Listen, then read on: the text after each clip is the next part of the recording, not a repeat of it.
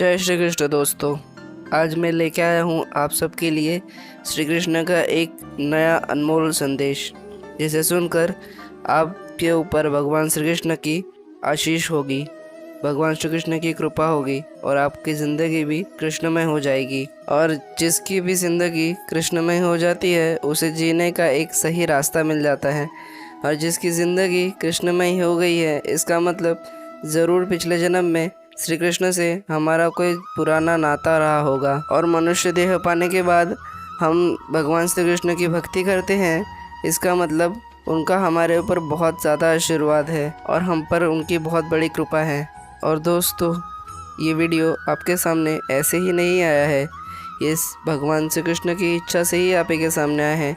वो आपसे कुछ कहना चाहते हैं, इसीलिए ये वीडियो आपके सामने आया है, ताकि वो आपको कुछ बता सके, अपना एक संदेश दे सके।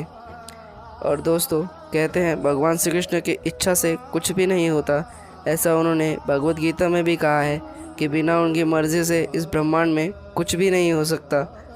वो चाहे तो सब कुछ कर सकते हैं। इसका ही मतलब ये वीडियो आपके सामने उन्हीं की मर्ज़ी से आया है, तो इस वीडियो को पूरा ज़रूर से देखिएगा। दोस्तों, भगवान श्री कृष्ण का ये संदेश आप सुन पा रहे हैं, इसका मतलब उनकी आप पर कुछ ज़्यादा ही कृपा है। और दोस्तों, इस संदेश में भगवान श्री कृष्ण ने जैसे बताया है, हम अगर वैसे ही ज़िंदगी जिएंगे तो भगवान श्री कृष्ण का हम पर अधिकार हो जाएगा।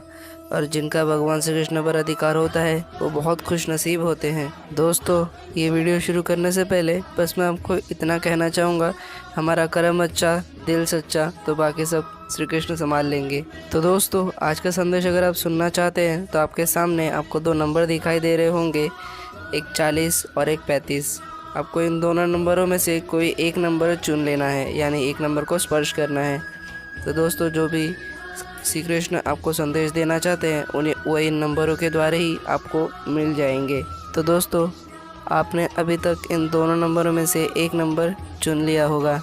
तो हम सबसे पहले जानेंगे 40 नंबर के बारे में, कि 40 नंबर में जिन्होंने 40 नंबर को चुना है उनके लिए भगवान श्री कृष्ण क्या संदेश देना चाहते हैं। भगवान श्री कृष्ण कहते हैं, अरे तू अपनी किस्मत पर नहीं इस द्वारकाधीश पर भरोसा कर। अरे तू अपनी किस्मत पर नहीं इस द्वारकाधीश पर भरोसा कर, उसी वक्त सारा भाग जाएगा तेरा डर। और यदि तू अकेला पड़ गया है तो कदाचि मत डरना, क्योंकि अकेला वही पड़ता है जो सच्चाई के रास्ते पे होता है, जो धर्म के रास्ते पे होता है। और जो सच्चाई और धर्म के रास्ते पे होता है उसके साथ मैं खुद चलता हूँ। और जिसके साथ मैं खुद चलता हूँ उसे इस ब्रह्मांड में किसी से भी डरने की ज़रूरत नहीं होती। और जो सच्चाई के रास्ते पे चलता है, मैं उसका साथ हमेशा देता हूँ। तेरे साथ कोई कितना भी गलत करेगा, तेरे साथ कोई कितना भी गलत करेगा, तेरे साथ कोई कितना भी षड्यंत्र रचेगा, तेरे खिलाफ कुछ भी करेगा, फिर भी बाजी तो तू ही मारेगा, क्योंकि तेरे साथ मैं खड़ा हूँ। और तुझे तेरे सामने कुछ आ रहा है तो उसकी चिंता मत कर। तू जो कुछ भी खोएगा वो गुजरे कल से बेहतर ही होगा। वो तुझे तेरे भविष्य में और आगे लेके जाएगा, क्योंकि मैं जो भी करता हूँ वो अच्छे के लिए ही करता हूँ। इतना भी भरोसा अगर तू इस कान्हा पे करेगा तो तेरा भविष्य और भी उज्जवल और सुंदर बन जाएगा। तुझे क्या लगता है, तेरे लिए कोई चीज़ गलत हो और वो मैं तेरे पास आने दूँ? ऐसा थोड़ी ही होने वाला है। तेरे पास बहुत कोशिशें करने के बाद भी अगर तुझे कोई चीज़ नहीं मिल रही है, इसका मतलब वो तेरे लिए भविष्य में अच्छी साबित नहीं होने वाली। तू बहुत कोशिश कर रहा है फिर भी नहीं मिल रही, इसका मतलब वो तेरे लिए भविष्य में बहुत गलत साबित होने वाली है। इसीलिए वो चीज़ मैं तुझे मिलने नहीं दे रहा हूँ। इसीलिए उस चीज़ का, उस वस्तु का विचार त्याग दे, उस चीज़ को त्याग दे, और जो चीज़ मैंने तुझे दिलाई है उस चीज़ को लेकर और खुश हो जा, क्योंकि वो तेरा भविष्य और सुधार देगी। इसीलिए वो चीज़, वो वस्तु मैंने तुझे दी है। और कठिन परिस्थिति में मेहनत करने से एक बहुमूल्य संपत्ति प्राप्त होती है, जिसे कहते हैं आत्मबल। और इस ब्रह्मांड में ऐसी कोई समस्या ही नहीं जिसका समाधान ना हो। इस दुनिया में जैसे ही कोई समस्या जन्म लेती है ना, उसी वक्त उसका समाधान भी जन्म ले लेता है। बस तुम्हें उसे ढूंढने की ज़रूरत है। और तुझे उस समस्या का समाधान ढूंढना है तो तू बस मुझ पे भरोसा रख और जो रास्ता मैं दिखाता हूँ उस पे चल, मेरा नाम स्मरण कर। तू ऐसा करेगा तो तेरे समाधान तक मैं खुद तुझे पहुंचाऊंगा। और जो भी इंसान मुसीबतों से सामना करने से नहीं डरता, उसे मैं भी हमेशा कहता हूँ तू कभी मत डरना, क्योंकि तेरे साथ मैं खुद खड़ा हूँ।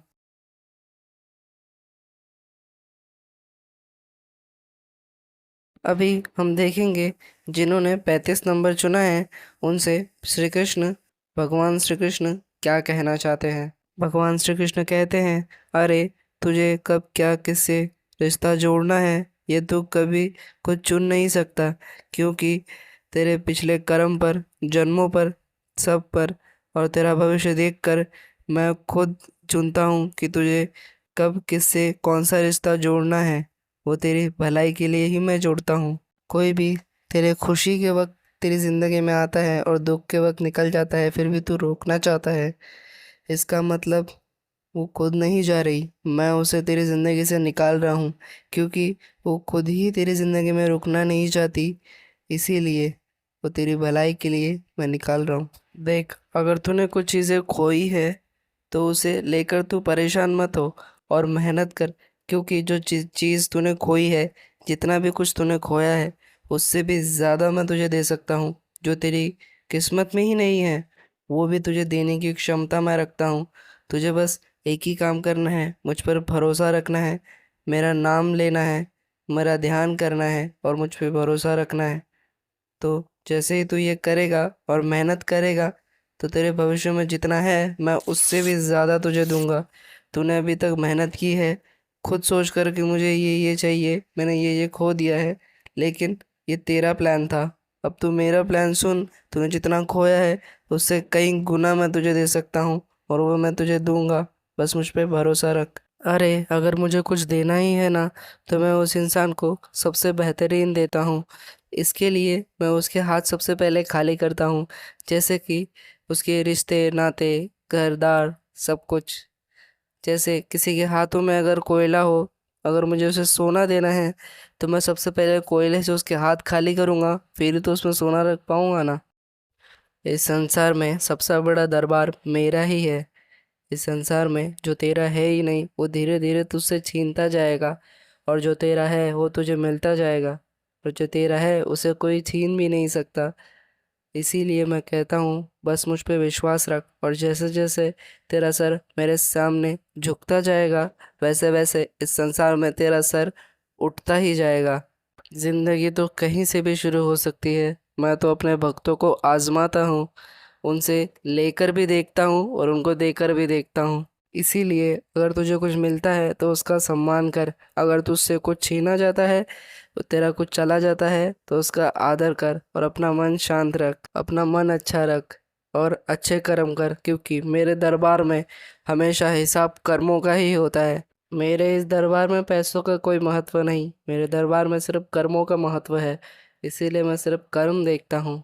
इसीलिए मैंने ही तो कहा था महाभारत में, कर्मण्येवाधिकारस्ते माँ फलेषु कदाचन, माँ कर्मफल हेतुर्भुर्मा ते संडोत्व कर्मणि।